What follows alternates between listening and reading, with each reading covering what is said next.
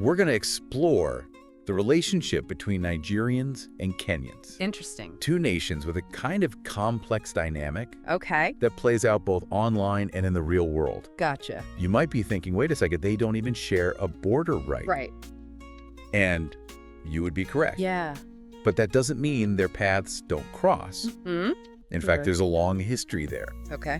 along with vibrant Nigerian communities thriving in Kenya. I see.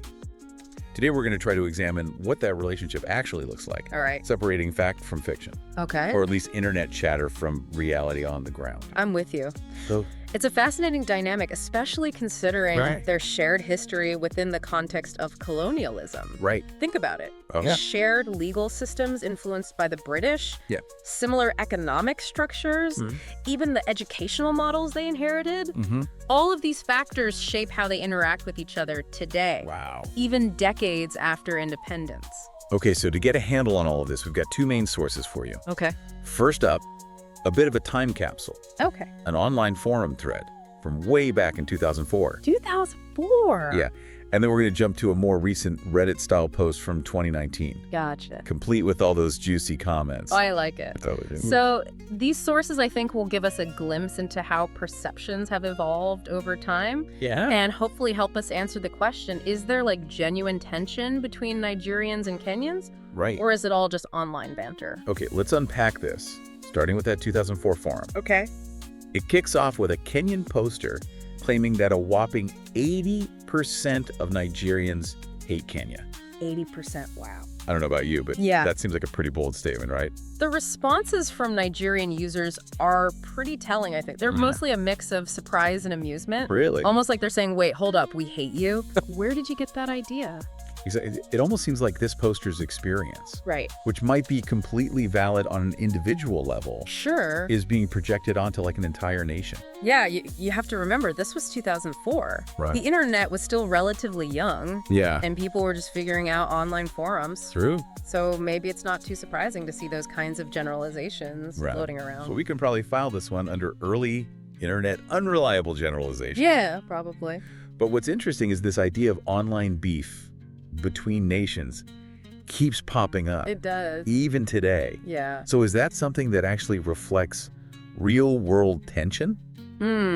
Or is it more of a social media phenomenon? Yeah. Like that whole, jokey rivalry between Canadians and Americans. It's a tricky question. Yeah. There's definitely an element of playfulness to these online rivalries, especially on platforms like Twitter. Right. You know, exaggeration and banter are often mistaken for genuine animosity. And it's easy to get caught up in the heat of the moment and forget that it's all in good fun, mostly. Right. So, it is all fun and games. Yeah.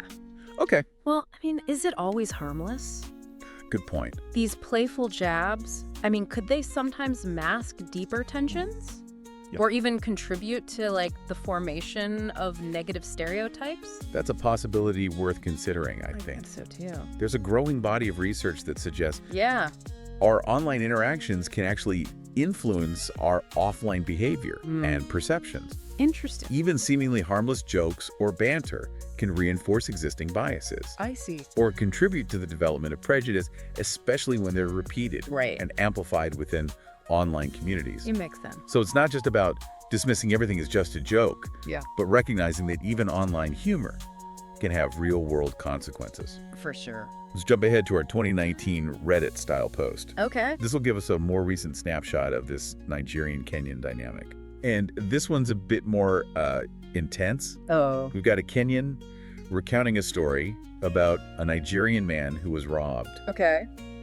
And instead of going to the police, decided to gather his friends and take matters into his own hands. It's a complex situation, Yeah. and the Kenyan poster's perspective is interesting. In what way? Well, there's an element of admiration for the Nigerian man's boldness, his willingness to stand up for himself. I see. But there's also a cautionary note, Okay. a reminder that understanding local dynamics Right. and respecting the limits of the law, Yeah. especially as a foreigner, is crucial. Right. It's like, we admire your guts, but maybe don't try this at home. Exactly. This story really highlights how differently things can play out in a foreign country Yeah. and how cultural norms and expectations around justice can clash. It also raises questions about the role of trust. Right. or a lack thereof in institutions, if there's a perception that the police are corrupt or ineffective. It can create an environment where people feel compelled to take matters into their own hands. I see. It's a dangerous cycle, and unfortunately, it's something we see play out in many parts of the world. For sure. Not just Kenya. Right. So we've got this like dramatic anecdote. Yeah. And then, of course, the comments section explodes with opinions Of course. from both Kenyans and Nigerians. What's striking is the range of opinions. Oh, yeah. Some Kenyans express admiration for the Nigerian man's actions, Yeah. while others caution against vigilantism. Okay. And on the Nigerian side, we see some pushback against the idea that this one incident reflects on all Nigerians, while others acknowledge that, yeah, maybe this wasn't the best way to handle the situation. Right. And it's a reminder that even within national or ethnic groups, Right. there's a diversity of perspectives and opinions. Absolutely. We can't assume everyone will think or act the same way. Exactly. Right. And that brings us to those inevitable stereotypes. Yeah. Pop up in the comments. Oh. We see some of the classic negative stereotypes about Nigerians, the 419 scams, Yeah. the idea that they're loud or disruptive. Right. But then there are also positive comments Yeah. about Nigerian ambition, Okay. their entrepreneurial spirit, their strong sense of community. I see. It's like this double-edged sword. And it's important to recognize that stereotypes, whether positive or negative, are often based on oversimplifications and generalizations. Right. They can be influenced by media portrayals, personal experiences, even humor, Right. but ultimately they fail to capture the complexity and diversity of any group of people. Exactly. It's like reducing an entire nation to a handful of characteristics. Right. Which is never fair or accurate. No. You know, I've seen similar stereotypes about other African nations, Well, and it makes me wonder, is this a broader issue of how the West portrays the continent? Or is there something specific to the Nigerian-Kenyan dynamic that fuels these particular stereotypes? That's a great question. Yes. There's definitely a layer of Western media influence, especially when it comes to portraying Africa as a homogenous entity, Yeah.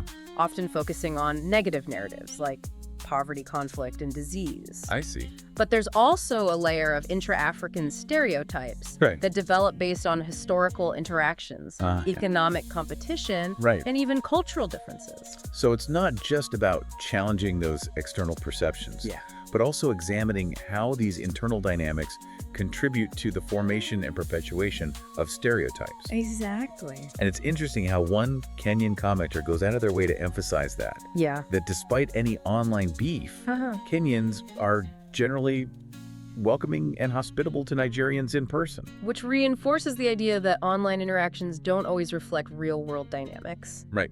What we see online, Yeah. especially on platforms like social media, is often a curated version of reality. Right. So we're starting to see this pattern emerge. Fiery exchanges online, Yeah. but a more nuanced reality on the ground. I'm with you. What does this all mean? Well, What's the bigger picture here? If we connect this to the bigger picture, I think.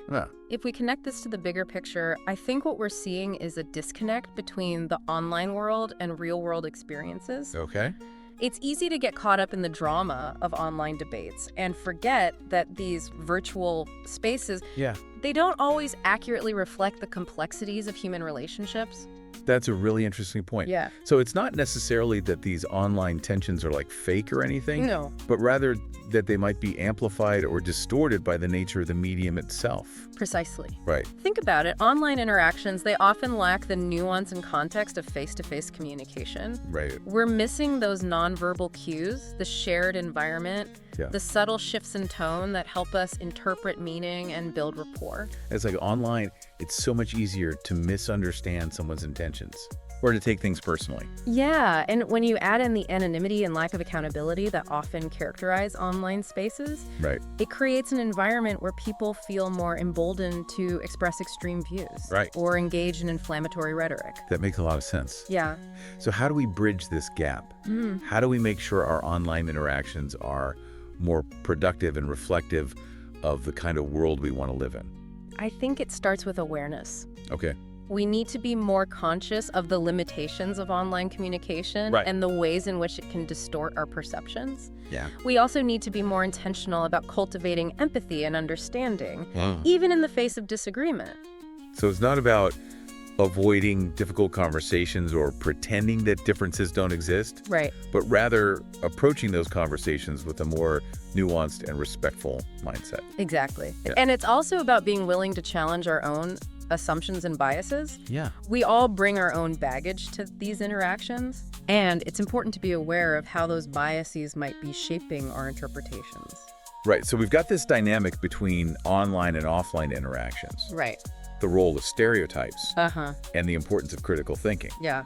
But if we had to boil all this down, what's the key takeaway for our listener who's trying to make sense of Nigerian-Kenyan relations? The key takeaway is this: don't let online noise, especially from a decade ago, cloud your judgment. Right. Whether it's stereotypes, heated forum discussions, or even those hilarious Twitter beefs.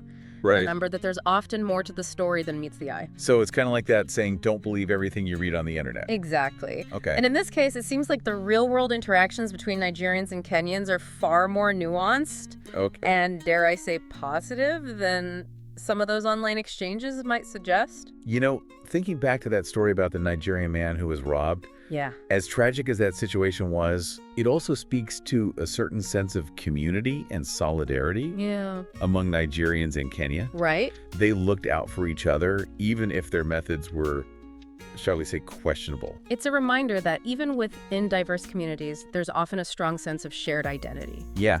And a willingness to support one another. And that shared identity can be a powerful force, especially in a foreign country. So where do we go from here? We've explored these online discussions, uncovered some stereotypes, talked about the importance of critical thinking. Right. What's the next step for our listener who's now super curious about Nigerian-Kenyan relations? I think the next step is to go beyond the headlines. And engage with the richness of these cultures directly. How so? Explore Nigerian and Kenyan art, music, literature, and cuisine. I like it. Seek out opportunities to connect with individuals from these communities and hear their stories firsthand. I love that it's like giving our listener a homework assignment. But the fun kind of, go watch an Hollywood movie. Try some authentic Nigerian jollof rice and report back. Precisely. Immerse yourself in the culture, experience it firsthand. And you'll gain a much deeper understanding than you ever could from just reading about it online. And I think that's one of the things that makes these deep dives so valuable. It's not just about absorbing information, but about inspiring curiosity and encouraging exploration. Absolutely. Right. And I guarantee that in doing so, our listener will discover a depth and complexity to Nigerian-Kenyan relations that goes far beyond those online snippets we examined today. Right. They'll see that it's not a monolithic relationship, but rather a tapestry of shared experiences, cultural exchanges, and individual connections. Speaking of connections, I'm curious about something you mentioned earlier. The role of colonialism in shaping the relationship between these two countries. Yes. It's a crucial factor, even though they gained independence decades ago. It is. Colonialism left a lasting legacy on both Nigeria and Kenya. For sure. From their legal systems and economic structures to their educational systems and cultural landscapes. So how does that shared history manifest in their current relationship? Does it create a sense of solidarity? It's a bit of both, actually. On one hand, there's a recognition of their shared struggle against colonial rule. A sense of camaraderie that comes from having faced similar challenges. Right. It's like, we know what you went through. We were there too. Exactly. And that shared experience can foster empathy and understanding. But on the other hand, colonialism also created divisions and hierarchies that continue to shape their interactions. Can you give an example of that? Sure. Think about the economic disparities that were created under colonial rule. Right. Nigeria, with its vast oil reserves, became a major economic power in West Africa. I see. While Kenya's economy was largely based on agriculture and tourism. So even though they were both colonized, they were positioned differently within that colonial system. Which created different opportunities and challenges. Exactly. Wow. And those differences can lead to competition, resentment, and even stereotypes. Like what? For example, some Kenyans might perceive Nigerians as being arrogant or flamboyant because of their economic success, while some Nigerians might view Kenyans as being laid back or less ambitious. So it's like these historical legacies are still playing out in their contemporary relationship? They are. Even if it's not always conscious or intentional. Precisely. Wow. It's a complex interplay of factors. Right. And it's important to recognize that historical context when trying to make sense of their interactions. That's a really important point. I think so too. It's not just about understanding the present, but also recognizing how the past continues to shape the present. And that's what makes history so fascinating. Right. It's not just a collection of facts and dates, but a living, breathing force that continues to shape our world. It's like that saying, those who cannot remember the past are condemned to repeat it. Exactly. And I think that's especially relevant when we're talking about issues like colonialism, racism, and prejudice. Right. If we don't understand the historical roots of these problems, we're less likely to be able to address them effectively in the present. That's a powerful message. It is. So we've covered a lot of ground here. We have. We've talked about online versus offline interactions. Yeah. The role of stereotypes. Yes. The impact of colonialism. Right. And the importance of critical thinking. Absolutely. And hopefully we've given our listener a more nuanced and informed perspective I hope so. on Nigerian-Kenyan relations. I think we have. But before we wrap up, there's one more aspect I want to touch on. Okay. The role of cultural exchange. Yeah. We've talked about the potential for conflict and misunderstanding, Right. but there's also the potential for collaboration and mutual enrichment. Absolutely. In fact, despite the occasional beef we see online, Yeah. there's a long history of cultural exchange between Nigeria and Kenya. Okay. Think about the music, the fashion, the food. Yeah. There's a lot of cross-pollination happening. Right. And that exchange can be a powerful force for breaking down stereotypes and building bridges between communities. Precisely. Right. When we engage with other cultures, we challenge our own assumptions, Yeah. expand our horizons, Right. and ultimately become more well-rounded individuals. So it's not just about tolerating differences, Right. but about celebrating them Yeah. and recognizing the value they bring to our lives. Exactly. Wow. And I think that's a beautiful message to leave our listener with. I agree. So as we wrap up this deep dive into Nigerian-Kenyan relations, Yeah. I want to leave our listener with a final thought-provoking question. How do you think stereotypes and online interactions ultimately shape our understanding of other cultures? That's a question worth pondering, especially in this age where information and misinformation spread at lightning speed. Right. It's more important than ever to be discerning consumers of content, to question our assumptions, Yep. and to actively seek out diverse perspectives. I could agree more. Yeah. It's so easy to get caught up in the echo chambers of social media Right. and to accept those bite-sized snippets of information as the whole truth. But the reality is far more complex and nuanced. For sure. And if we want to truly understand other cultures, Yeah. we need to go beyond those superficial encounters Okay. and engage with the richness and diversity of human experience. Absolutely. So to our listener out there, I say go forth and dive deeper into the world of Nigerian-Kenyan relations. I like it. Explore their art, their music, their stories. You might just be surprised by what you discover. And remember, the journey of understanding is an ongoing one. Right. There's always more to learn, more to explore, and more ways to connect with the richness of human diversity. Well said. I think that's a perfect note to end on. Yeah. We've covered a lot of ground today, from the fiery depths of online forums to the nuanced realities of cultural exchange. We have, and hopefully we've provided our listener with some valuable insights. Yeah. And a renewed appreciation for the complexities of human relationships. I think we have. It's been a fascinating journey. It has. And a reminder that even in a world increasingly dominated by online interactions, the true measure of any relationship lies in the face-to-face connections we forge. And in the shared experiences that bind us together as human beings. Well, that's a wrap on this episode of The Deep Dive. Until next time, stay curious, keep learning, and keep those deep dives going.